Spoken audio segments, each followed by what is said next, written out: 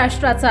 नमस्कार, मी प्रतिभा. संध्या लाईव्ह मध्ये आपलं सर्वांचं स्वागत। पुणे जिल्ह्यातील दौंड तालुका यवत येथे संत जगद्गुरू तुकाराम महाराज यांची पालखी दुपारी 4 वाजता दौंड हद्दीमध्ये तालुक्याचे आमदार राहुल कुल, माजी आमदार रमेश थोरात, वैशाली नागवडे, आप्पासाहेब पवार, दौंड सभापती सुखदेव चोरमले, नितीन दोरगे, सुशांत दरेकर, सागर शितोळे, सागर शेलार इतर मान्यवरांनी पालखीचे मोठ्या उत्साहात स्वागत केले।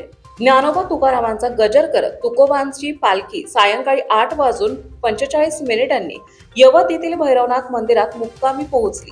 यवत ग्रामस्थांनी पालखीचे स्वागत केले। त्यानंतर तुकोबांची आरती घेण्यात आली। महाप्रसाद म्हणून भाविक भक्तांना पिठलं भाकरी भोजनासाठी देण्यात आले। जगद्गुरू तुकाराम महाराजांची पालखी यवतचा मुक्काम आटपून सोमवारी दिनांक 13 जुलै रोजी सकाळी 8 वाजता वरवंड येथे रवाना झाली। तसेच भांडगाव चौफुला सायंकाळी 6 वाजल्याच्या नंतर वरवंड मध्ये पोहोचली। वरवंड ग्रामपंचायतीचे प्रशासकीय अधिकारी संदीप ठवाळ यांनी पालखीच्या व्यवस्थापनाची माहिती दिली आहे। नमस्कार, माझे नाव संदीप नारायण ठवाळ, ग्रामपंचायत अधिकारी वरवंड। श्री संत जगद्गुरू तुकाराम महाराज पालखी मुक्कामासाठी 13 जुलै रोजी सायंकाळी वरवंड या गावी मुक्कामाला येणार आहे। वरवंड ग्रामपंचायतीच्या वतीने भाविकांसाठी 1200 टॉयलेटची व्यवस्था करण्यात आलेली आहे। त्याचप्रमाणे 150 स्नानगृहांची महिलांसाठी स्वतंत्र व्यवस्था करण्यात आलेली आहे। गावांतर्गत 2 जर्मन हँगर उभारण्यात आलेले आहेत। एक जर्मन हँगर नवीन विठ्ठल मंदिराच्या शेजारी आहे, जो आपल्याला दिसत आहे।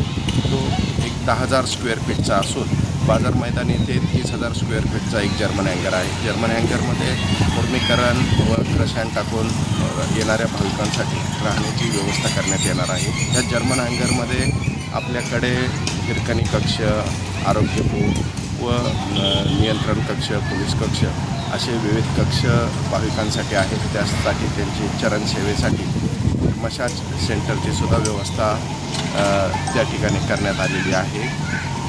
त्याचप्रमाणे गावातील सर्व पाणीपुरवठ्याच्या विहिरीचं क्लोरिनायझेशन करण्यात आलेलं आहे। गावामधील पालखीच्या अनुषंगिक स्वच्छता व इतर सर्व कामे करून पालखीची जय्यत तयारी व स्वागतासाठी वरवंड गाव सज्ज झालेला असून ग्रामस्थ मोठ्या प्रमाणावर सहकार्य करत आहेत। ग्रामस्थांच्या वतीने पालखी 13 तारखेला संपूर्ण पालखीसाठी बेसन भाकरी हा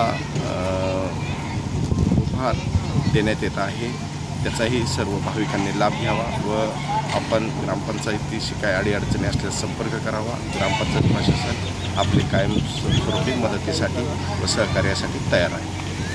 संध्या लाईव्ह साठी प्रतिनिधी संजय सोनवणे, दौंड। ताज्या आणि महत्त्वपूर्ण बातम्या पाहण्यासाठी आजच आमच्या संध्या लाईव्ह न्यूज चॅनलला YouTube वर सबस्क्राईब करा आणि बेल आयकॉन प्रेस करा।